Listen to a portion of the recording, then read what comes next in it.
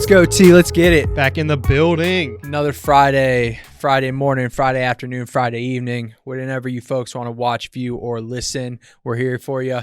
Canton, Ohio, Hall of Fame City. Great place. Another action-packed episode on the board here today, T. How do you feel about what we got? Well, we got something new today. This is the first time we'll be interviewing authors of the book, actually, Delivering the Digital Restaurant. They call it Your Guide to the Restaurant Industry's Change from the Inside Out. It's kind of the slogan for it. But really, it's all about how the restaurant industry has changed. So as entrepreneurs have pursued different avenues of getting food to the end consumer. Yeah, for sure. It's more or less kind of giving, like you said, the end consumer and discussing the evolution of the customer, right? Kind of the transformation of going from your mom and pop, walk in, order the food, to now we have the apps, the websites, you're doing the catering, the delivery, and everything that comes with it. So yeah, I'm really excited to get the opportunity to sit down with Carl and Meredith. I don't know if you said their names previously, but yeah, Carl and Meredith. And then from there, we have another Meet the Team segment with our good pal, Mitch Keim. Keim time is what we call him here in the office. Yeah, I'm excited for Keim time. I love the guy. I didn't know of him or even know he was in the existence of the universe until a week after I got hired with DeliverThat. Crawled into our second office at the time, I think it was, over by the old Geeson house over off Portage. And now our director of dispatch. Now he's the director of the dispatch department. We got a few great things to touch on. I know we're going to talk about the culture of DeliverThat, versus how it was when he got here, and then what it is now with almost 30 employees. Then also a lot of things that the drivers are seeing on their end now, like with the automation, the breakfast text, the route text, and a lot of that stuff that I think will maybe give the drivers a lot of insight into the dispatch end of the company and maybe give them a better understanding of why things are happening the way they are now. Yeah, I mean, we're in for an interesting one today. We got authors, we got Keim time. Let's get into it. Yeah, let's get to Carl and Meredith delivering the digital restaurant.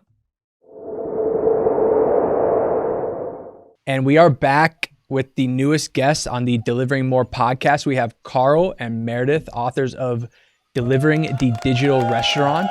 Thank you guys so much for joining us this Friday afternoon. Welcome.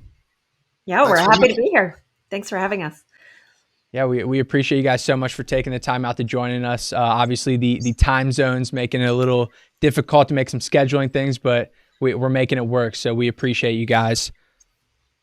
Yeah, this is going to be interesting. This is our first interview as well with authors of a book, and obviously one that's in good relation to what we're here to bring. So we're excited. Well, we're really pleased to be able to join you guys. Obviously, we spoke to Aaron in our research for the book, and to be able to talk about a lot of the different delivery options that are out there. And I think it's great, really, just to be able to have this opportunity to share with your listeners a little bit about why we wrote the book and hopefully how it can help the industry. Awesome. That's actually a pretty perfect segue into our first question here. Your reasoning realistically for writing the book and maybe the broad scheme of things. What were your guys' first experience within the restaurant industry as children or in your teenage years growing up? Oh my goodness. Well, my first experience in the restaurant industry was trying to apply to be a waitress at several places and being turned down at all of them. I don't think I was ever good enough for restaurants. I ended up in retail instead. I'm very good at folding clothes. But absolutely love the restaurant industry. I've spent 10 years between Kitchen United and Taco Bell working in the enterprise level of the restaurant industry. And when I think about, and I'll get back to you, Carl, in a second, but when I think about why we wrote this book, it was really a kind of altruistic motive, seeing all of the change that was coming, the massive disruption. And this was, of course, before the pandemic. The pandemic only accelerated that disruption. Seeing all of that happening and having such a soft place in our hearts for, in particular, the local independent restaurants, who are such a huge part of our communities, such a huge part of our local economies, and really wanting to give them the information that they needed to be able to make great decisions to navigate all of this change. So that was part one of the motivation, and I'll let Carl cover part two of the motivation, of course. Which is Thank you. a little more related to Kitchen United. Gotcha. Yeah, my background really with restaurants started as a child, for like many of us, of course. But I remember going to my parents' friend's restaurant. It's a lovely Italian restaurant, and not understanding a word of Italian that they were speaking to any of my family, but just the warmth and the hospitality that they extended, and being invited out to this beautiful bed and breakfast on the shores of Lake Como in northern Italy. Just seeing the way in which food around a family dining table just became something far more than I'd ever really experienced before. And I think that is something which, in many ways, sits at the heart of many people's concerns when we talk about the digital restaurant. It's like, well, does this mean that whole thing is going away? And oftentimes we try to reassure folks to say, look, it's not. It's all about hospitality still, but in a digital sense. And I think for me, as I think about my own background, similar to Meredith, I went through more of a retail charter in my early years, and in my kind of initial career was largely with BP in the convenience retail space, where I was running a 1,000-unit chain called AM/PM on the West Coast here. Now, out of the $1 billion or so we did a year, about 300 million of that was associated to food. And what I saw, even in a convenience store environment, was just this change in landscape of how people's expectations around the food they were putting in their body were growing like crazy. And I'd seen this in the UK, I'd seen this in other global environments, but it was only starting to really come through in the US environment, the C-store space, in these kind of recent years. And it was really after I left BP and AM/PM, when I met Meredith at Kitchen United, that I saw just the level of disruption that was occurring across the industry, not just from a delivery perspective, but across everything in the overall restaurant ecosystem. How can you do things more efficiently using all these different technology solutions that are out there? Something we often call the SaaSification of the industry. And in the ghost kitchen context, where I was helping Meredith build the operating model for one of the country's leading ghost kitchen operators, it was just fascinating for both of us to see even the big chains, even the independents, all trying to get to grips with a lot of the challenges that exist as to how do you thrive, how do you succeed in this type of environment. And we were driving back from Pasadena and the headquarters of Kitchen United one day back here in Orange County, and I said to Meredith, look, it'd be really good if we could give each one of our customers a book that tells them why is this happening, and how can we pause, give them something to give them an indication as to where this is heading as well. And of course, a book did not exist. And so once we had left Kitchen United, we started pulling together the outline for the book. And now, a couple of years on, Meredith, we're really thrilled just to be able to see the impact it's had across the industry. We got to a bestseller status very quickly, and now It's out in 4 different formats. It's been sold internationally. And yet we're still very much focused on trying to help people that haven't heard of the book be aware of it, because it's out there to do exactly what Meredith said, drive an altruistic edge to this industry by saying, look, everyone can benefit from learning from the stories that we've covered. Right. Yeah. Yeah. And I think you guys do a great job of just explaining what's happening to maybe just the common person or, anybody who's interested in it. But you were talking a little bit too about United Kitchen, and you talk about ghost kitchens as well in the book, and that's something I'm kind of interested in. Do you guys believe that the ghost kitchens are going to be the future for online ordering and things like that, or just simply another avenue to generate revenue for brands that already exist? Yeah, I 100% believe in the model. Obviously, Carl and I both bet our careers on going to Kitchen United when it had, well, in my case, not even one location open. I believe in it very, very much. Having said that, it's still really small here in the US as a percentage of total restaurant sales. Probably less than 1% flow through some kind of ghost kitchen format. And the reason for that is twofold. Number one, it takes time to build infrastructure. I mean, even if you're building a new restaurant chain, it takes a lot of time and a lot of money to do that. Yeah. But number two, and probably more importantly, we already have a really well-developed restaurant infrastructure here in the US. There's probably 100,000 kitchens, a million kitchens if you include, B&I and not just traditional restaurant formats, probably 600,000 restaurants plus another 400,000 in hotels and wherever else, right?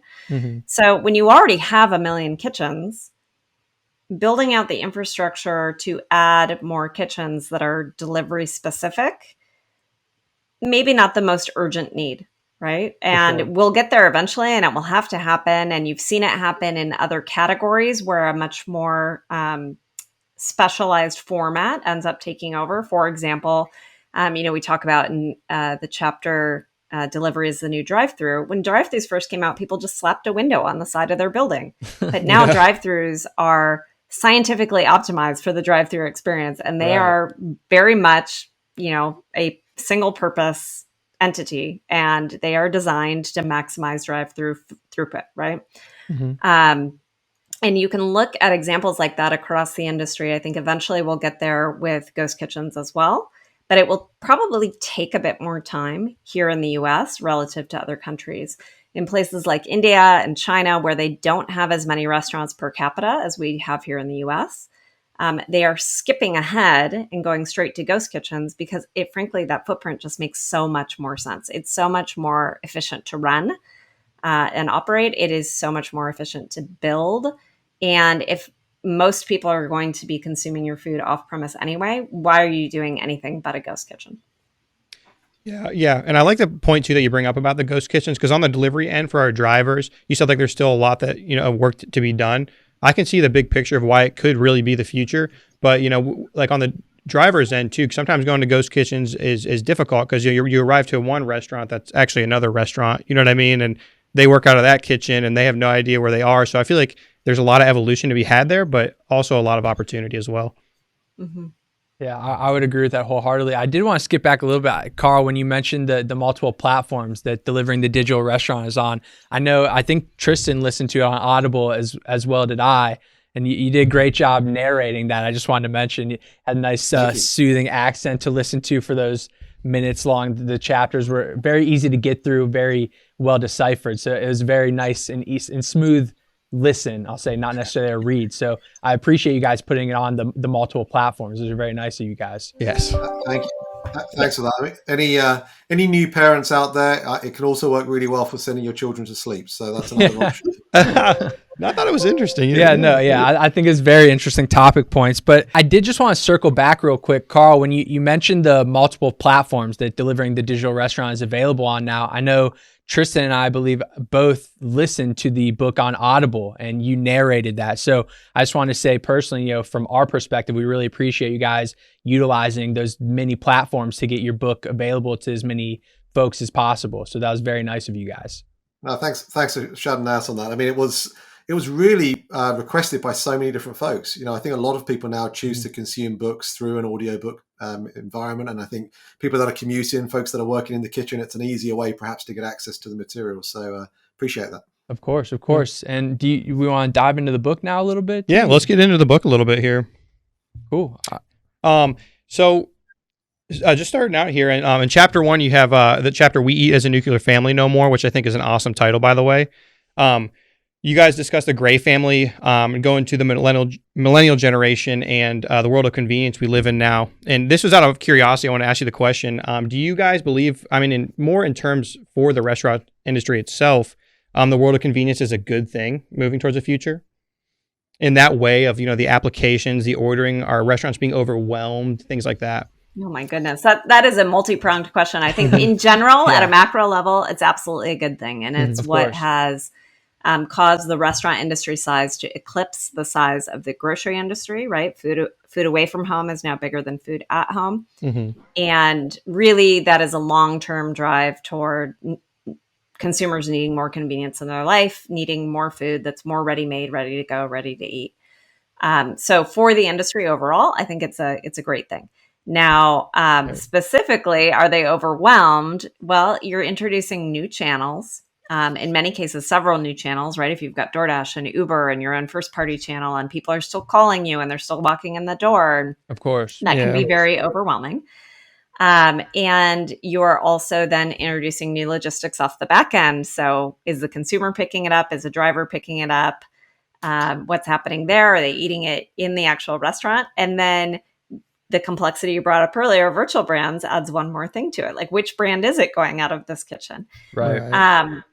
And then how do you get all of that stuff to talk to each other? And there are so many technologies available, which is a blessing and a curse, right? You can get anything done you want to get done for a small monthly fee. Carl has taught me. He's a big user of SaaS platforms, and it's amazing what is out there. Absolutely amazing. Now, the downside of that is that kind of requires that every restaurateur be a technologist in a way, right? Because they have to sort through all these different technologies and figure out what's best going to solve the problem that their particular restaurant is facing in a way that fits with their restaurant brand and their consumer set. And there is not a one size fits all, like everyone should just do this, that I could say to your listeners, because depending on the circumstances, there's a different set of things that make sense for each restaurant. Yeah. Yeah. I think the other side of this is just, we started with that chapter very purposefully. We wanted to demonstrate that it's the consumer that's driving this change. It's not the technology companies. It's actually the consumer and just the way in which they're living their lives that's actually saying they need to have more time. They need to have more convenience in their lives to be able to make things work.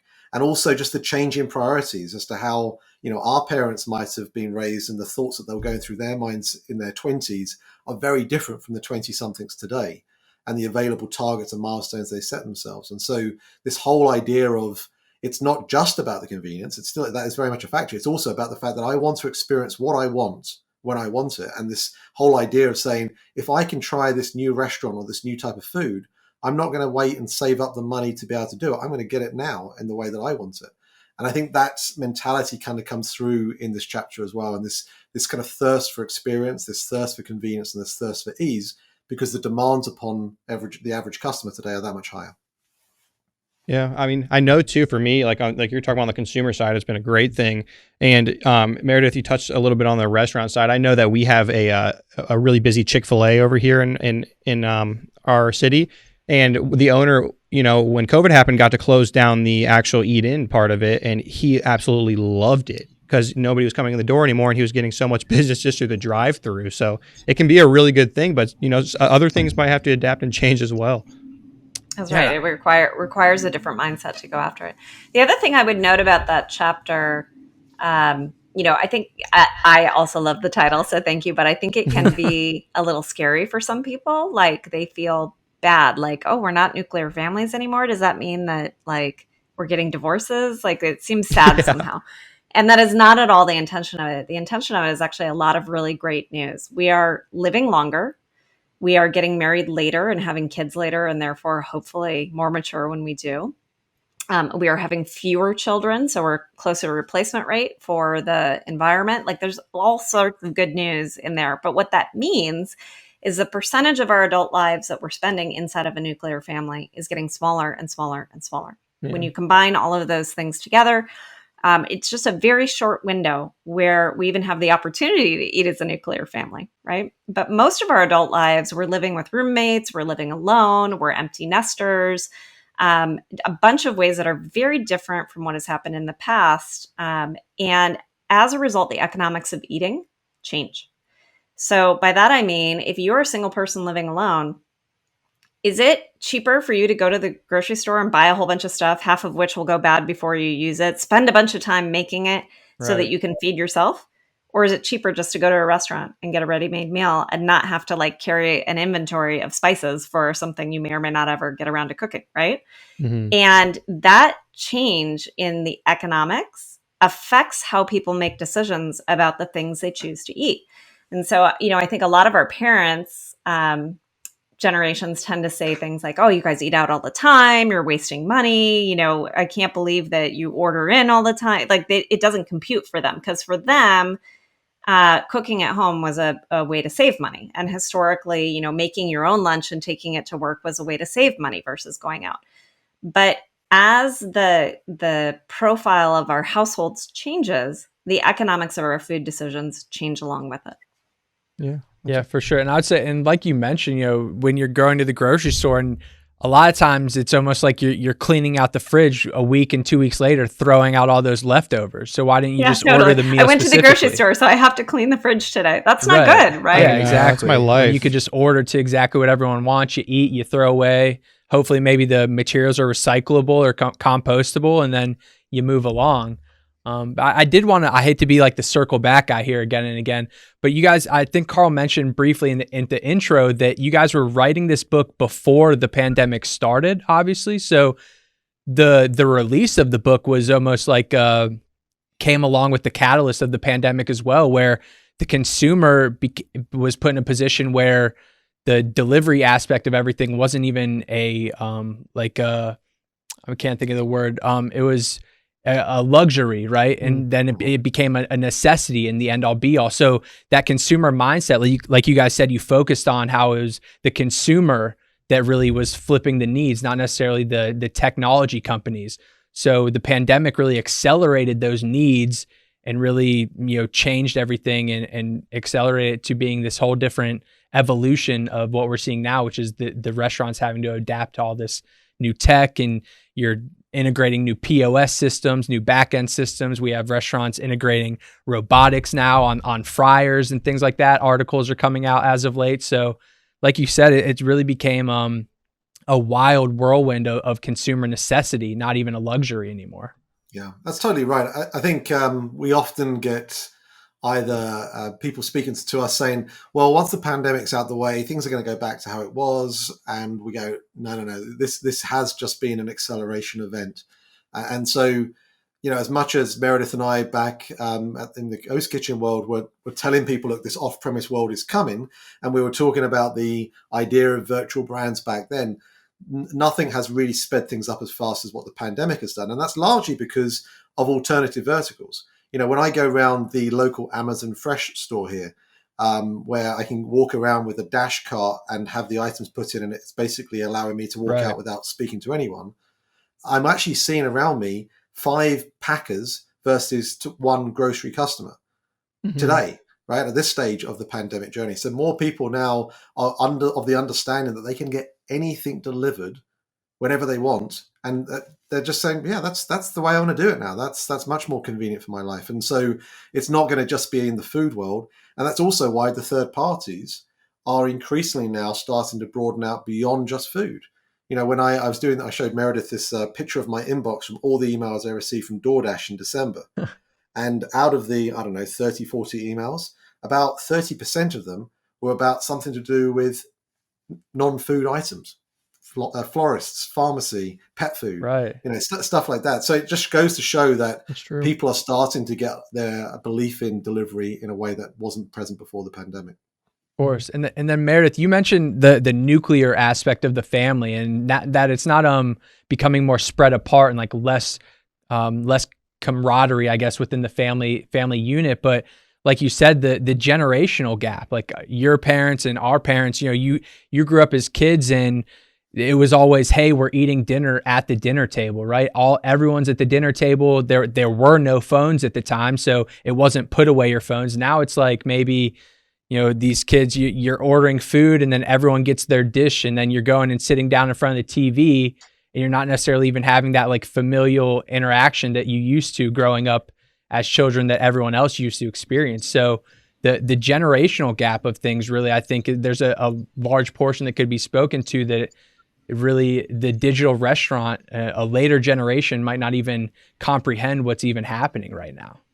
Yeah, I think that was absolutely 100% true before the pandemic. But because of COVID and how it affected older people relative to younger people, you saw a massive acceleration in the use of delivery among older cohorts, which was very surprising. And that's a huge part of what accelerated the adoption of these platforms. Because historically, you probably would have said the older generations just never would have gotten there, right? They would have been like, this is crazy. True. You're paying to have someone else bring it to you. Just drive down the street and go get it, right? Yep. But when all of a sudden it was a safety issue, it made a lot more sense for them to experiment with it, have their kids teach them how to use it. Now, I guess I would take exception to, does that mean we have to eat alone? Probably not, right? My favorite place to order from here in Orange County is Pitfire Pizza. And when we order from them, I get a salad. My husband gets a pizza. I eat some of his pizza. I don't want to make myself sound too angelic here. And my son gets their noodles. He loves their noodles. So we all get something very different, all customized, to our own taste profile, but we still eat it together. We still sit down at the dinner table and have a conversation and eat our dinner together. So just because the food is coming to you in a different way doesn't necessarily have to mean that you break that communal bond Right. together. And it's much like the story Carl started out with, that you can still have hospitality in a digital environment, even if a third party is delivering your product, someone that the restaurant doesn't employ, it's not the consumer. You can still have a connection between the restaurant and the consumer. You can still engage, ask them how it was, do a table touch virtually, right? And in many ways, hospitality, we would argue, actually gets better in the digital age. And I think the easiest way to imagine this is to imagine your experience going into Kmart when you were a child versus your experience going on Amazon now, right? When you went into Kmart, did anyone know who you were? They did not, right? The blue light special, did it have anything to do with you? It did not. Maybe some days you'd be like, yes, I really want that item. But I'm totally dating myself right now. Aren't I? You guys are looking at me like, what is Kmart? I think the Kmart around us closed down. We were like, I was like 9. You didn't know anybody there. They didn't know you. They didn't recommend like the perfect item that you should totally try. The promotion that came on had nothing to do with you as an individual consumer. It was just the thing that they decided to promote that day, right? Yeah. Now you fast forward to Amazon. That's a lot of hospitality on Amazon. They're like, welcome, Meredith. They know exactly who I am. We think you'll like these things. They show me my own store that's totally different from your store and Carl's store, right? It's curated. And scary. As we get those same tools available to us in restaurants, which is, I think we're at the front end of, we will be able to have hospitality in that same way where it's completely personalized to every individual. And it is completely consistent because technology is either executing the idea or at least recommending the idea to a human that then executes it. And that's something that for but the most special humans, they are not capable of doing at scale for everyone who walks into their restaurant. Yeah. That makes a lot of sense. Yeah. Also cuts down on the workload, the amount of people you need. Absolutely. Yeah. I mean, amazing. Well, let's continue on. I know I'm going to read directly from my notes here because I have a quote from the book, but chapter 3, delivery is the new drive-through. Obviously, we appreciate anything focusing on delivery, so this is one of my premier chapters in the book. But the quote specifically says, in 2017, the American consumer had an epiphany. Delivery was even easier than going through the drive-through.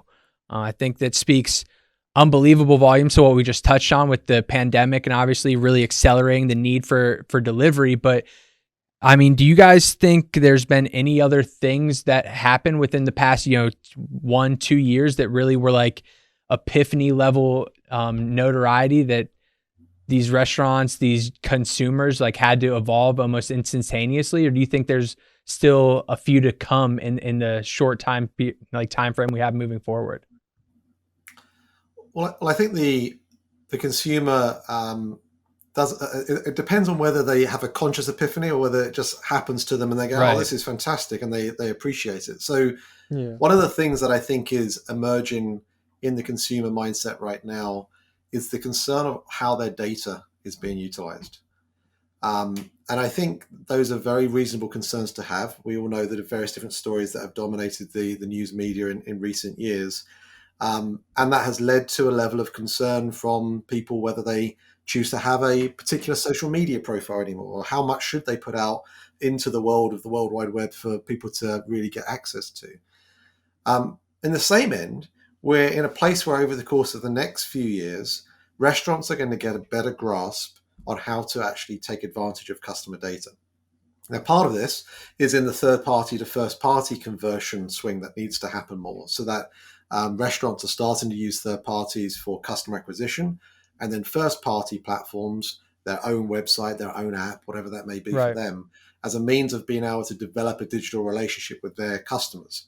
So that way, to what Meredith was just referring to, you can start to understand what their buying preferences are, to understand where they are at their time of life, to start putting them into an appropriate bucket, if you will, to personalize the offer that they want when they come to your restaurant. And that is something that can happen, but only when there's an underbelly of data management underneath it. And so I think anyone, not just restaurants, but anyone that's recognizing the value of being able to utilize data to enhance the customer experience needs to treat that data responsibly and they need to have the trust and earn that trust from those that people are given, the trust that they've empowered a company with to say, I'll give you my data, but I don't want you to misuse it. Now, I think we're going to start to see ways in which blockchain starts to play a role in this. Oh, yeah. I think that might be a way in which customers start to feel a bit more comfort. I think we probably are going to start to see some more federal oversight in the way in which data is utilized and refreshed. I think we're starting to see that come through, particularly around email management lists. But I think what we'll see in a one-line phrase is that over the next couple of years, we'll see customers continue to go through this journey of comfort around their data, and we'll get to a better place where they can start to see how their data is going to be used to give them a better experience. Yeah, I have to say I'm in the boat of like you mentioned, it just happened. Your guys' book brought a lot of revelation to me in that sense, where how the menu is being catered to me. Like these are things that I thought were convenient, but now that I realize that really they are utilizing the data to personalize my experience, like you said, which is kind of scary to me, but also it's extremely convenient. So we got to try to find that middle ground when it comes to that situation. Yeah, I think that's right. I think that is a super important thing for the industry to tackle together as an industry and think about, because there is huge amounts of convenience and what we would call frictionless commerce in recommending the right thing to the right person at the right time, right? When you receive an offer that is for something you actually want to eat, that is great for you. But it is also a little bit scary, right? Because what has happened in the rest of our economy, where personalization has become very, very common, is that people end up kind of down rabbit holes, because if this worked, I'm going to give you more of that, is kind of how all these algorithms work. And you could imagine a world where, let's say you've been an unhealthy eater your entire life, and made very poor choices. And then you have an epiphany and you decide, I would like to eat a much more balanced diet. I'm going to treat myself occasionally, but most of the time I'm going to eat really healthy. And you just have constant barrage of unhealthy food coming at you because those were the choices that you made in the past. It's very hard to change, right? For sure. And as an industry, I think we have to think about, how do we avoid just having those algorithms conclude that more fat, more sugar, more salt equals more sales. Yeah. Yeah, it's kind of I don't want to get into like politics or anything. That's not what we're here to do. But like the news and everything with the eyeballs, like it's just like, are we here to make things jump out to these people and immediately like have them just tap on the link and not even really read the article? They just see the headline and consume that, and that's it? Or are we here to produce valuable and consistent substance and quality?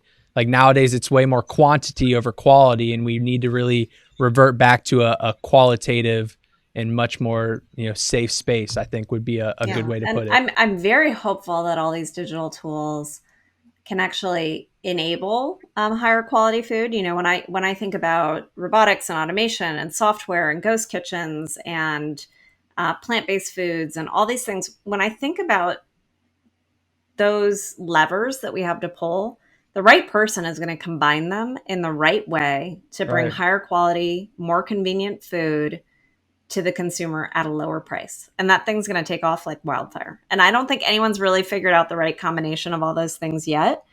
But when they do, it is going to be hugely popular. So I don't mean to be all doom and gloom that, wow, this is such a scary future. But because I do think there's many wonderful ways in which all this technology can be used. But I think it's something that we as an industry need to be conscious of and make purposeful decisions around. For sure. Not necessarily doom and gloom, but a very realistic perspective, I would say. Just, pointing out the flaws. Yeah, absolutely. I want to kind of skip ahead a couple of chapters. I know we're going from like 3 to 10, but I did want to really highlight chapter 10 because it doesn't, like Carl mentioned in the beginning, it includes our CEO, Aaron. I know you guys had many conversations with him. I know he really appreciated and loved being a part of this book for you guys. But it was gig workers are the new servers. And you guys really highlighted the alternatives to, like, we'll call them like the big dogs of the delivery age, like the platforms, right? And was there a big reason you guys wanted to highlight the alternatives like DeliverThat, like Loco and John Sewell? And then also, Carl, you mentioned briefly you signed up, I believe, for DoorDash. I don't know if you actually ended up taking deliveries on the platform, but could you speak to that experience and then just why you really wanted to highlight alternatives to those big guys? Sure. I think it's one of Meredith's favorite photos of me holding the DoorDash bag. She shares it with everyone. I'm not sure it is, but email that over to us. We'll throw it up. Look, it was really important, not just for the purpose of the book, but also back in my time with Kitchen United to understand the mindset of the driver. In fact, it's the number one thing I love about what you guys are doing at DeliverThat, in the sense that the driver is at the center of your organization, your culture. And I think that has been the kind of thesis from day one when Aaron set up the company through to where you guys are today and the size and scale that you're at. So for sure, it was something I wanted to make sure we covered in the book, because in many ways, the delivery part of this overall ecosystem represents still the largest level of opportunity for improvement. And what I mean by that is, for the big third-party marketplaces, it's right now one of their biggest costs. And it's, quite frankly, probably something they really find very difficult to manage and optimize because of all the different labor challenges that exist around it. For the restaurant, they look upon the driver as, someone that isn't employed by them. The restaurant staff look at the driver and go, "You're taking my tips away from me." Mm-hmm. And you're getting in the way of my other operation, my core business, my dining customers. And so the driver, and very much the way I felt when I was going out and picking up and delivering various different food packages to customers, is often treated like, this kind of second-rate part of the overall ecosystem. For sure. And so this whole chapter was trying to demonstrate, look, no, these folks are now the representation of the new server. Mm-hmm. If you treat them in the right way, if you help them see about what your business is, share with them the stories about how your restaurant emerged, what you're trying to do with your food, and help them feel like an extension of your brand, much like what you guys try to do, then actually they're going to be more involved. They're going to be more empowered to give a great guest experience. And oftentimes, and we can use this in the delivery sense, but we can use it with every part of the digital touch point of a transaction in an off-premise world. If you could try and compare it in an on-premise setting, this is the equivalent of, imagine I'm a server and I've picked up a plate from the kitchen, and then I've been treated badly in some way by the restaurant manager. And so I'm feeling glum, and then I'm thinking, well, what the heck am I working at this place for? And I throw the plate on the table and walk away from the customers. What kind of experience is that for the guest? What experience is that for the brand? So if the gig drivers that are supporting this ecosystem are treated poorly or try to be rushed out the door, then guess what they're going to do with your food package when they deliver it to the customer? They're not going to be really caring about really that customer and whether they've had a great experience, whether they're going to enjoy the food. They're going to be interested in their own purpose, and that is, how can I get in and out and get as many delivery drivers as I can get in this particular hour? So that was really at the heartbeat of this chapter. Why did we feature as many different options out there? I think it's because the industry is still trying to figure out what is the best way to do this.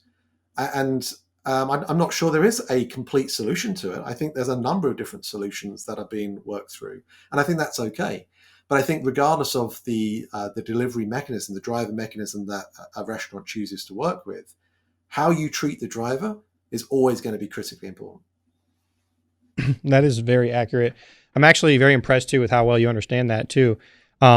It's a balance too, in finding the driver as well. So, there's a very, I wouldn't say clear cut, but there's a specific kind of person you want to be an extension of your brand, or a driver that can be an extension of a restaurant's brand. And that's somebody who, really wants to put in the work. A server comes to work, 8 to 12 hours a day, and he or she knows that they have to work. A driver sometimes picks up, in the gig economy, picks up that work because it's of its convenience. And it's sometimes you might find somebody who's not as invested. So trying to provide a restaurant with somebody who's truly an extension of their brand isn't always the easiest thing, because some people are just doing it for convenience to make a quick dollar. Other people are really out there making a living, but that really takes investment and time. And not everybody's out there to do that. So, and they do, like you said too, as well. Sorry, getting treated, how they get treated. If one driver is treated poorly on one platform, they might assume the next platform will treat them that way as well. So that's a difficult hurdle for us to overcome. And you want to make sure everybody is treated fairly or feels like they are taken care of. But, when you have, hundreds, thousands of drivers, that's a difficult task as well. Yeah, absolutely. It remains one of the biggest challenges, but for that same reason, it remains one of the biggest opportunities, and it's the way in which many can distinguish themselves. Yeah. I think when you were going on, Carl, you kind of mentioned the not necessarily like a butting of heads, but the interesting power dynamics when it's a driver going into a restaurant and they're, sometimes the employees, the managers, maybe not necessarily to put a terrible light on it, but look at these drivers as taking away opportunity from those employees or from those managers. So how do we navigate those situations to make them understand, like Tristan said, like Carl said, we're just an extension of your brand. How you treat us is how we're going to treat the customer. Lo and behold, is most of the time how it's going to go. So are there things you think can be done to navigate those waters a little better or make things a little less daunting or treacherous moving forward? Or do you see anything that brands are doing nowadays that really kind of stand out?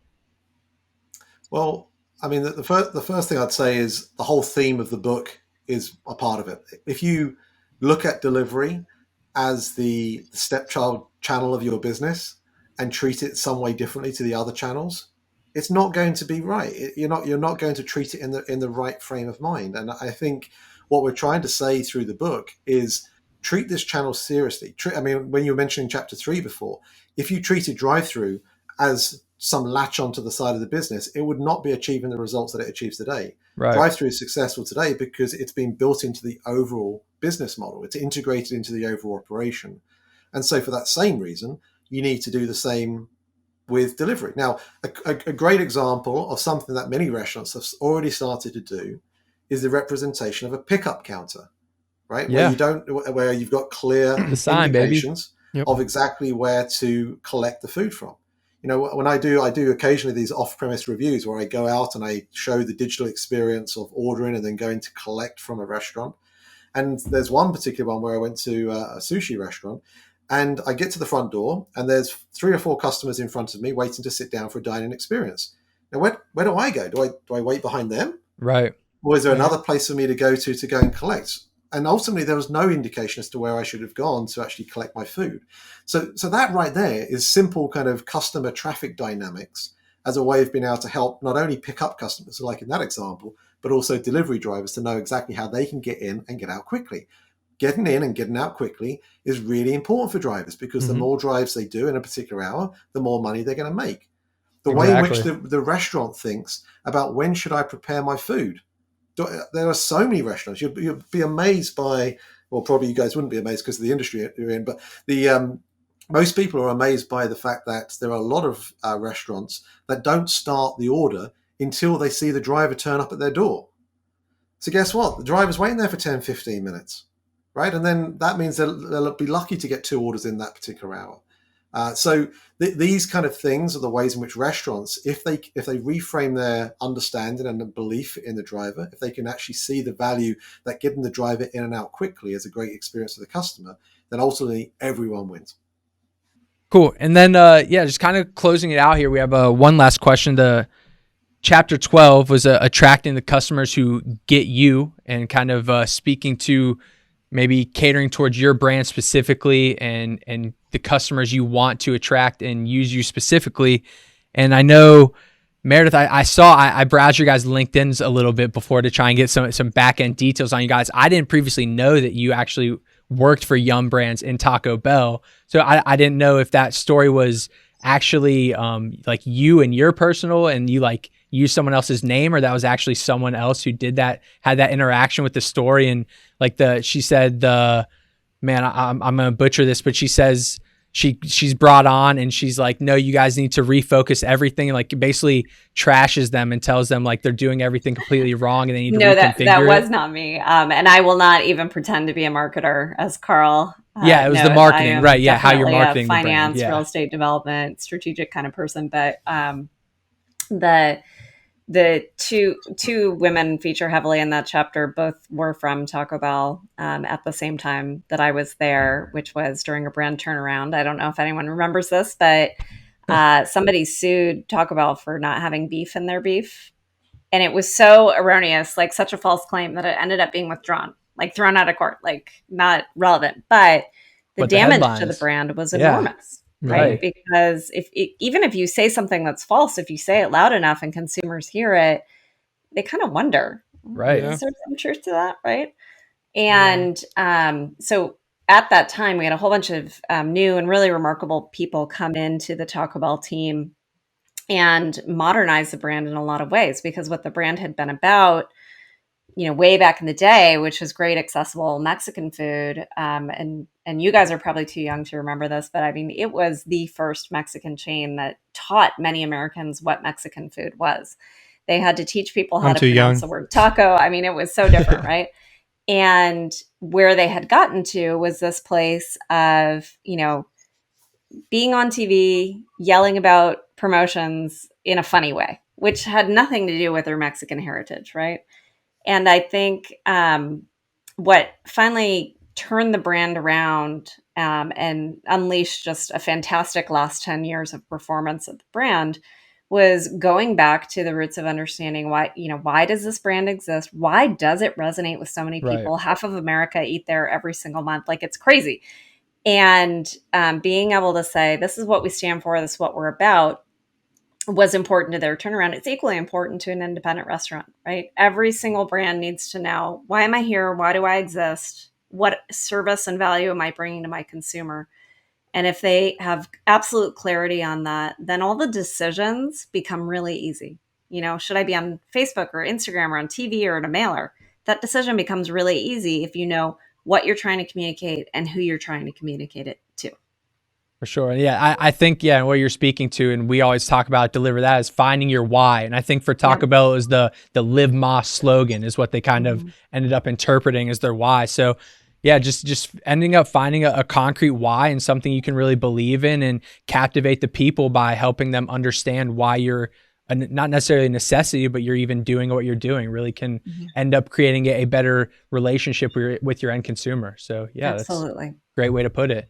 But that's I think that's all we got for you guys. I really appreciate you guys coming on and joining us here. I know we're at about 45 minutes, so usually I didn't mean to take up that much of your guys' time, but I do appreciate you guys entertaining us for this long. So thank you so much. Yeah, thank you. Thank you. I mean, we'd really welcome the chance for your listener base to get a copy of the book if they haven't already, of course.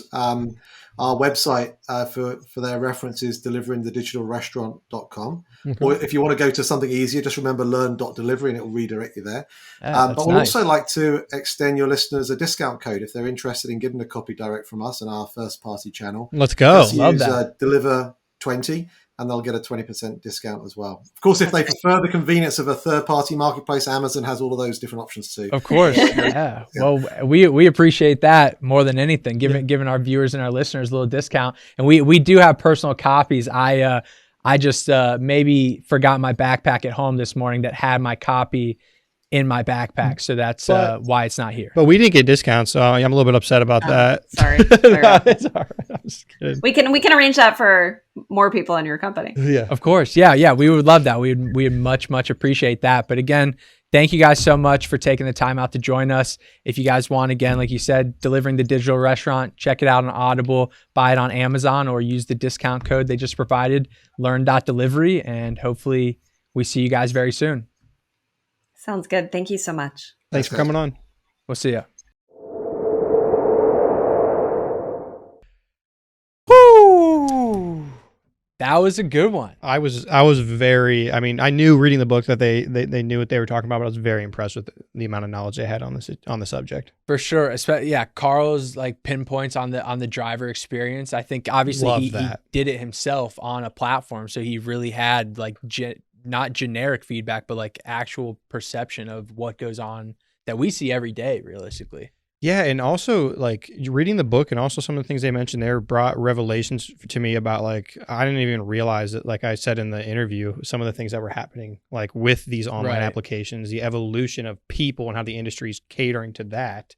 It's crazy. It really is. And it's catering to you specifically, right? I know. It's scary and scary and crazy. Yeah. Hey, I mean, hopefully, it's going to be used for good moving forward, we'll say though. So we can always applaud that. But let's get into, I loved Carl and Meredith, but I'm very excited for this. Yep. We prefaced it in the intro. Time. Mitchell Keim, director of dispatch. He is now in the booth with us. Mitch, how you doing, buddy? I'm doing great. How we doing, fellas? I mean, Better that you're here, man. Yeah, Better we're that good. you're I here. mean, we're closing out Friday talking to you, man. So how could I possibly complain? Yeah. Took the words out of my mouth. Yeah, I try my best. Yeah, and for all you who don't know, Mitch is actually my direct boss, so give him a hard time in the comments. T will be fired after this immediately. All righty, well, let's get into these questions we got for Mitch, learn a little bit more about you. All right, Mitch, first of all, when did you get started at DeliverThat? And how'd you get in here? So I started October of 2018. Mhm. I knew Aaron and John before I got started in here. Played baseball with Aaron growing up a little bit towards the later years of high school during the summers. And it's actually my third business venture with Aaron and John. We started with a pyramid scheme. We worked our way to a roofing company, and now we are delivering food. So, Wow. so yeah, it kind of fell into my lap at the time. I had just gotten done playing baseball in Europe. I was working a labor job over at Sully's Party and Tool Rental, putting up tents, basically Yeah, swinging a sledgehammer Love those tents. all day long. That's amazing. So I was kind of at my wit's end there, and it just kind of, just like other things in life happen, it just fell into my lap.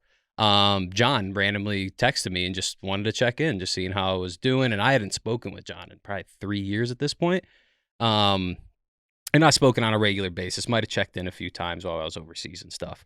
But just hit me up to see what was going on, how everything's going, and then told me kind of what they're getting into. So I was like, perfect. I hate what's going on now. Mhm. So let me come check it out. So the very next day, I told my boss I will not be at work tomorrow, that I have something going on. Went and checked out our little office over next to what's the old Gießen German House. bar over there? Gießen House. The Gießen House, right next to the Gießen House. And me checking it out was me dispatching for about 7 hours straight. Next to old Benny right boy. away. Yeah. was good times. So yeah, and On from little there, MacBooks. yeah. And from there, I don't remember the exact timeline of me getting away from my old job and starting full time with DeliverThat, but I know it was very quick. Mhm. I know it was kind of just the environment that I wanted to be in, and it was very different than swinging a sledgehammer. Mhm. So yeah, that transition was pretty quick and painless. Yeah, and now we're 2018, 4 years later. Well, three and a Getting half there. basically at this point. Yeah, Will be 4 in October. But yeah, I mean, I wanted to reference, obviously, like we said, now it's been 3.5, 4 years later. Initially, you're brought on to our second office, technically, which is notoriously, we'll dive down this rabbit hole later, the Black Mold office.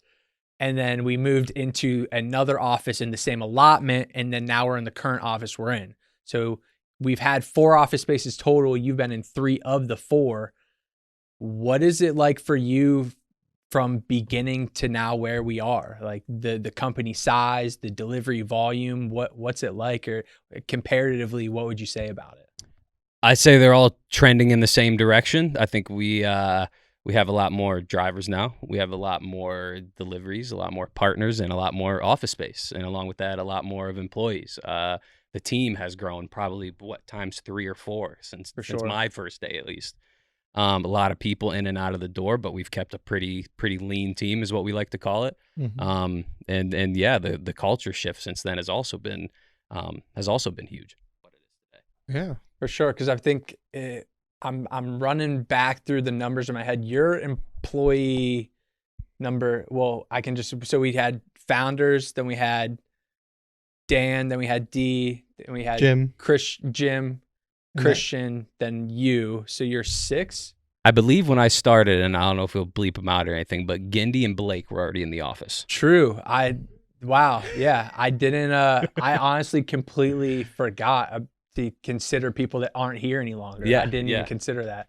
So yeah, so out of the employees that are still here, you'd be like number 6 or 7. Because Yes. I came on like literally like 5 days before you. Like we were hired, I think, almost within a week span of each other. So it was back to back. And we've been here since. So gotta That's appreciate crazy. that. Yeah. And that would have been nice to know going into it that you had just started, because I had no idea. I thought you had already been working, so I was just trying to keep up with you. So I mean, it speaks volumes to you as well that I thought you were like vetted in it and you had just started as well. Yeah, no, I'm like 90% positive I was there for like max 2 weeks because we had just got to that office, because I remember Jim had just moved the plants in the office. That guy down the couple offices that he stole the plants from came in and reamed us out. So I mean, yeah, that first night there, that first day where I just stayed in dispatch however long, I made a trip back to my apartment and came back to help paint. Yeah, we painted the whole office blue. Yeah. Yeah. Oh, so man, that first day was probably a 12-hour day. Yeah. Wow. I completely forgot we painted that whole office as well. That's wild. Wow. That was a lot. That's probably exciting though, because, it was the beginning of the evolution of a company. And you guys were in there painting the office. Like, people don't do that who get hired today. Bright blue doors. Yeah. Bright blue doors. It was wild. You're probably like, wow, this has a future and I'm here in the beginning. Yeah, no, exactly. And I saw that opportunity because obviously knowing Aaron going into it, there's just a lot of faith in the kid. He's obviously done a lot of great things with his life. And like I said, it's my third business venture with Aaron and John. But Aaron in particular has always, no matter what we've done, we played ball together, he excelled. We did the pyramid scheme, he excelled. We did the roofing, he was the best one in the group. So it was just kind of easy. It wasn't like I was being thrown into a 5-person company of all people I didn't know. I had two connections in there, but one that I fully believed in, one that I knew wasn't going to get me into something that would steer me down the wrong road. For sure. Yeah. For sure.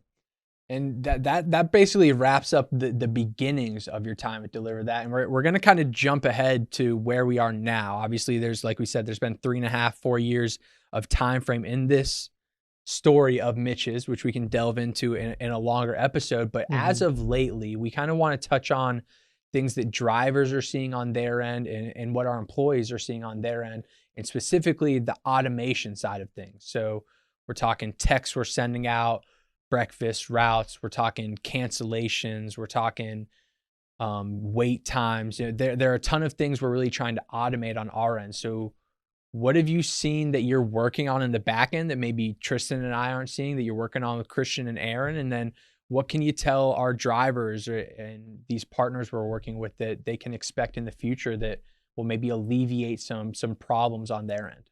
Yeah. So as far as stuff that we would be working on in the background that you guys wouldn't know about, I mean, you guys know we're an open book. You guys are fully aware of everything that we're working on. But other than that, for our drivers, we're trying to make it as seamless as possible. We're trying to make it as easy as possible for you guys to get from point A to point B, and make good money doing it, right?